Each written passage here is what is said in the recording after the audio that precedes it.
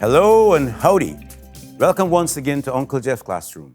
I'm Uncle Jeff, and I'll be walking step by step with you along the journey of learning to speak and write English.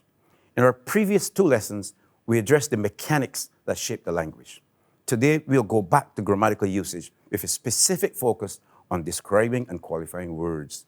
These, if used incorrectly, make writing and speaking seem like, let's say bumpy, when they should be very smooth.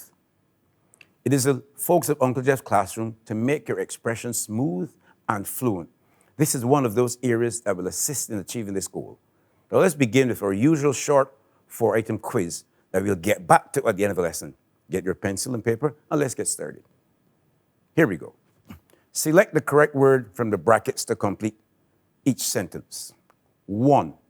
Almond trees are usually strongest than mango trees. 2. Nadia has the most beautiful handwriting in the class. 3. Which of those buildings is taller than the other? And 4. Some of the stories were more shorter than expected. Okay? As usual, we'll get back to those at the end of the lesson. But for now, let's start on the lesson itself. Here we go. There are two parts of speech that are used to describe or qualify other parts of speech. These are adjectives that are used to describe nouns and pronouns, adverbs that are used to qualify or modify verbs, adjectives, and other adverbs. Both adjectives and adverbs may be formed from other parts of speech. Many adjectives are simple one-syllable words such as good, slow, and fat. Other adjectives may be formed by adding an additional syllable to the end of a noun or a verb. The most common of these syllables are al, able, ful, less, ish, ive, ous. Examples of these are, we have rest, restless, deliver, delivery, beauty, beautiful, expense, expensive, mysterious, mystery, mysterious, right? Mysterious comes from mystery.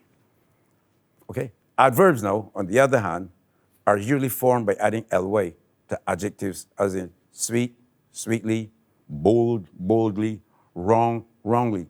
There are two important points to note here though. Many adverbs, such as here, often, always, and never, are core words and not formed from adjectives. Adverbs usually answer questions of time, when, place, where, and judgment, how. Here's something that I always like to drive home. All words that end in ly are not adjectives. All words that end in ly are not adverbs. Some adjectives like silly, sisterly, friendly, lonely, and yes, look at me, ugly, also end in ly. Always remember that the part of speech is based on how the word is used. The part of speech is based on how the word is used. Now let's go to comparison. All adjectives and adverbs have three forms of comparison. The positive, which describes one, he is a good boy. She speaks well. The comparative, which compares two, my brother is younger than I am. She sings more sweetly than her sister. And thirdly, the superlative, which compares three or more. He is the fastest driver in the race. She is the most beautiful of all of us.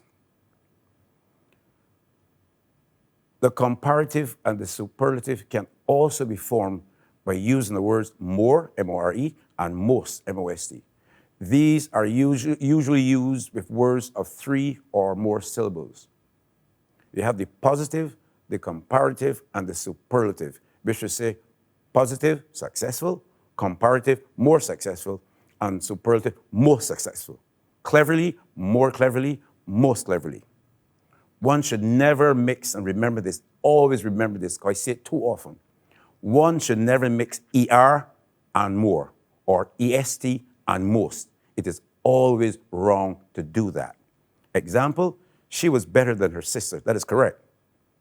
She was more better than her sister. Absolutely wrong. Incorrect. You can't say that. Mr. Jordan's horse was the most beautiful on show. Correct. Mr. Jordan's horse was the most beautifulest on show. Well, obviously, it even sounds bad, and it is incorrect. Okay? Don't mix them at all.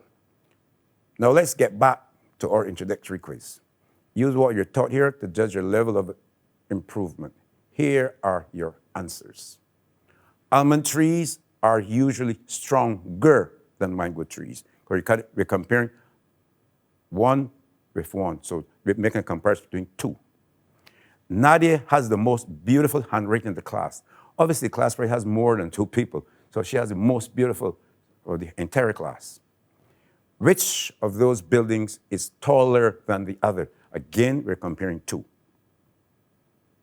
And finally, some of the stories were shorter than expected. Some of the stories were shorter than expected. All right?